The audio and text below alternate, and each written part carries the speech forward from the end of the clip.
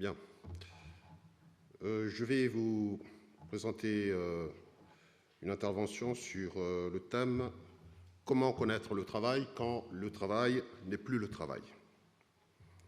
Ce thème comporte deux aspects. Le premier est d'ordre méthodologique, comment connaître le travail. Le second aspect concerne cet objet hypothétique que serait le travail qui n'est plus le travail. Avant de proposer des pistes de réflexion quant au premier aspect du sujet, je vais vous demander de bien vouloir me suivre dans un effort pour clarifier et remettre à l'endroit ce dont il est question dans cette expression « le travail qui n'est plus le travail ». Cela nous permettra de comprendre en quoi le travail, supposé ne plus être le travail, peut poser un problème d'ordre méthodologique et épistémologique lorsqu'on tente de le connaître. En faisant allusion à un travail qui n'est plus le travail, on pense au travail tel qu'il est en dehors de la norme admise pour considérer qu'une activité humaine est un travail. Cette norme, dans la situation actuelle, est celle du travail marchand ou encore le travail stricto sensu tel que Yves Schwartz l'a défini à l'instant, à savoir un échange de prestations rémunérées dans une société marchande et de droit. Le travail qui n'est plus le travail, ce serait alors le travail non marchand, très courant dans les sociétés africaines, et le travail dit informel, très répandu dans la plupart des pays du tiers-monde. Il est important de préciser que cette expression « le travail qui n'est plus le travail », hélas, n'est pas qu'une formule hypothétique ou fictive. Celle-ci n'est qu'une version parmi tant d'autres versions possibles de l'informalité que l'on attribue à partir d'une posture ethnocentrique, aux activités qui se présentent différemment par rapport à ce que notre expérience nous fait poser comme norme de référence. C'est ainsi qu'au-delà du travail informel, on parle aussi d'apprentissage informel et d'économie informelle. Or, chacune de ces expressions désigne un domaine d'activité important de la vie sociale, le travail, l'éducation, l'économie. Il suffirait de conduire le raisonnement qui conduit à ce genre de formule jusqu'au bout pour en conclure qu'il existe des sociétés humaines informelles, dont les activités ont la particularité d'être informelles. Puisque ce dont il est question ici, c'est de travail, on pourrait s'arrêter sur le vrai et faux concept de travail informel. Mais s'il est vrai que ce qui est qualifié d'informel dans le travail, dans l'apprentissage et dans l'économie, c'est l'activité qui est réalisée, alors la question qu'il importe vraiment de se poser, dans un premier temps, est celle de savoir si une activité socialisée peut être informelle. Que serait une activité informelle? Si la forme dont l'activité informelle est privée, c'est l'essence, alors l'activité informelle est une activité qui est privée de la caractéristique essentielle qui fait qu'une activité est une activité. Auquel cas, c'est un non-sens de parler d'activité informelle. Si la forme désigne la norme, alors l'activité informelle est une activité qui serait réalisée dans un désert de normes. Mais dans ce cas, l'activité informelle visée ne serait pas ce qu'elle est, souvent en tout cas, à savoir une activité humaine socialisée. Si la forme, c'est l'organisation ou la structure, alors l'activité informelle est une activité qui est réalisée dans des conditions de désordre, puisque sans organisation ni structure. Mais dans ce cas, l'activité informelle n'aurait pas l'efficacité qui lui permet de durer et de s'inscrire précisément dans un faisceau de relations sociales. Il semble donc qu'il faille en conclure que ce qu'on appelle une activité informelle peut être éventuellement tout, sauf informelle. Dans une approche plus concrète, en inscrivant ce que seraient les activités informelles dans le contexte réel des collectifs de vie concernés, on peut se rendre compte que l'informalité qu'on leur attribue est en contradiction avec la manifestation concrète de ces activités.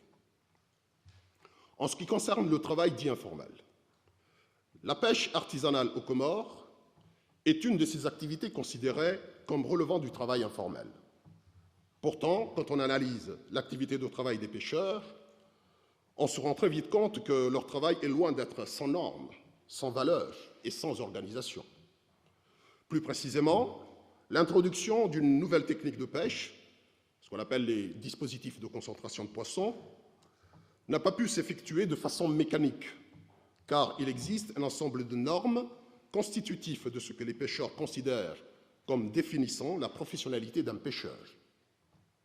Il suffit un profil de métier de pêcheur, un profil de métier de pêcheur, pisteur, pardon, celui qui cherche le poisson, le piste et le capture, est valorisé au détriment d'un profil de métier de pêcheur-cueilleur, c'est-à-dire celui qui ne fait qu'attraper, cueillir le poisson autour des points DCP. La nouvelle technique DCP est alors prise dans un débat de normes, voire un conflit, qui n'existerait pas si le travail des pêcheurs était effectivement informel. En ce qui concerne l'apprentissage dit informel, la transmission des savoirs dans les situations concrètes de travail est une de ces activités qualifiées d'informelles. Quand on prend le cas de l'agriculture aux Comores, on s'aperçoit que les savoirs utiles pour travailler efficacement dans ce domaine sont transmis dans différents lieux et institutions aux fonctions polyvalentes. La famille, les classes d'âge, les places publiques, les organisations mutualistes de mobilisation de la main-d'œuvre, etc. Mais les agricultures concernées savent parfaitement se situer dans ce réseau institutionnel complexe de transmission de savoir. La variété et la polyvalence des institutions sociales par lesquelles le savoir est transmis rendent difficilement visible la fonction de transmission qu'elles accomplissent, mais elles n'en demeurent pas moins réelles. En ce qui concerne l'économie dite informelle, ce qu'on appelle une économie informelle se distingue d'abord de l'économie marchande. Ce qu'il y a de commun entre les deux, d'abord, c'est l'objectif de profit. Mais elle se distingue en ce que l'économie dite informelle poursuit un autre objectif supplémentaire qui lui est spécifique, la solidarité familiale. Par contre, l'économie dite informelle et l'économie non marchande ont en commun l'objectif de solidarité familiale, puisque celle-ci est un aspect particulier de l'objectif de solidarité sociale que vise l'économie non marchande. Cependant, à la différence de l'économie dite informelle, l'économie non marchande ne vise aucunement l'objectif de profit. Si l'économie dite informelle se distingue ou se rapproche de l'économie marchande ou de l'économie non marchande, du point de vue des objectifs visés, cela implique que l'économie dite informelle n'est pas une économie sans finalité structurante. Il ressort de tout le propos qui précède que le travail qui n'est plus le travail est en fait un travail à part entière, mais différent du travail marchand. Le travail dit informel est un travail précisément parce qu'il est, comme tout travail, constitué par des normes, des valeurs et des activités. La norme du travail supposé informel est simplement une norme différente. Mais il est vrai qu'elle est d'accès relativement difficile, car souvent, il faut la chercher dans la parole et non pas dans l'écriture. Et sa fonction organisatrice ne se donne à voir que dans le fil des activités sociales. Cela implique de mettre en œuvre une analyse fine des activités. Mais chaque norme intrinsèque à une activité donnée étant étroitement corrélée aux normes d'autres activités, la cohérence d'une norme particulière ne peut être esquissée que dans le cadre d'une approche synthétique de la réalité sociale.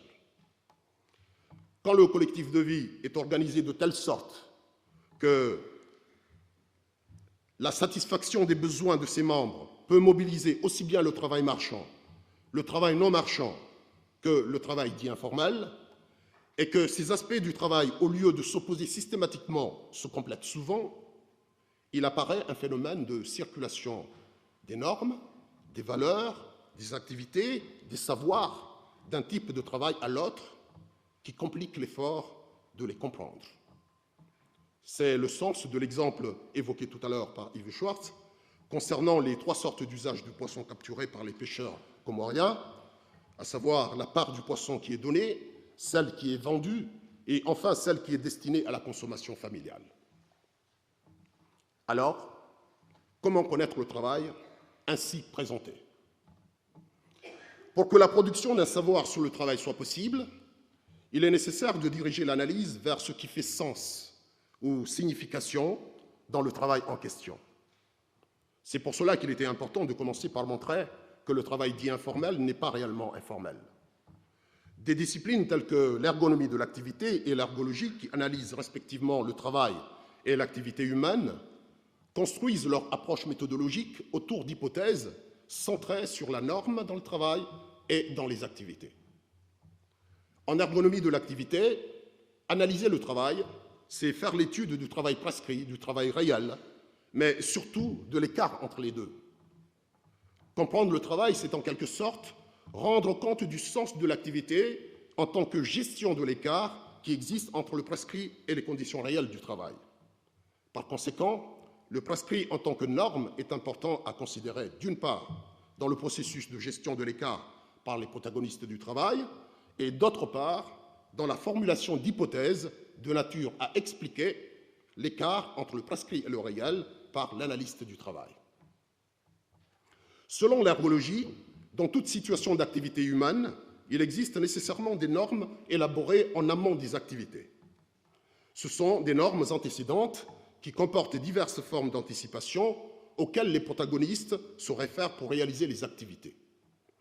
Ce concept englobe les savoirs relativement stabilisés qui sont de l'ordre d'un protocole expérimental et les savoirs issus de l'expérience.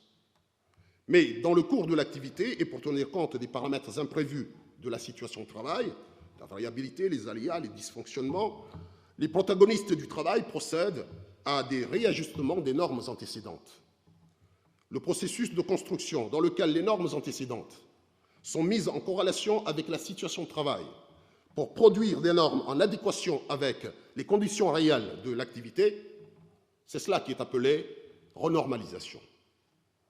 La norme antécédente et la renormalisation en ergologie sont importantes en tant que référence pour la réalisation des activités et pour l'analyse de l'écart entre les normes et les conditions réelles du travail. En ergonomie de l'activité, le principe épistémologique majeur dans la production du savoir sur le travail est donc la distinction entre le prescrit et le réel. En ergologie, le principe épistémologique central dans la production de savoir sur le travail réside dans la dialectique entre la norme et la renormalisation, la norme antécédente et la renormalisation. Une question majeure est alors de savoir comment accéder aux normes et aux renormalisations lorsqu'il s'agit du travail informel et du travail non marchand. Dans une telle visée, il y a 2 difficultés à surmonter. La première difficulté concerne la compréhension de l'écart entre le prescrit et le réel, ou entre la norme antécédente et la renormalisation, sachant que la norme est, dans le travail dit informel et dans le travail non marchand, difficile à repérer et à comprendre à cause du rôle mineur de l'écrit. La parole, comme support des normes, expose plus facilement à l'erreur et à l'approximation dans l'interprétation du processus de renormalisation. La seconde difficulté réside dans la complexité des normes quand les dimensions de la vie sociale, l'économique, le social, le religieux, s'entremêlent.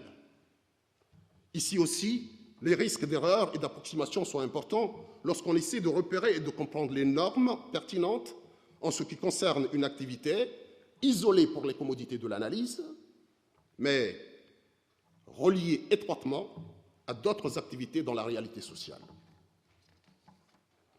Il semble qu'ici, plus qu'ailleurs, il soit difficile d'envisager de connaître le travail sans intégrer 2 aspects importants qui le constituent, la multidimensionnalité et les singularités.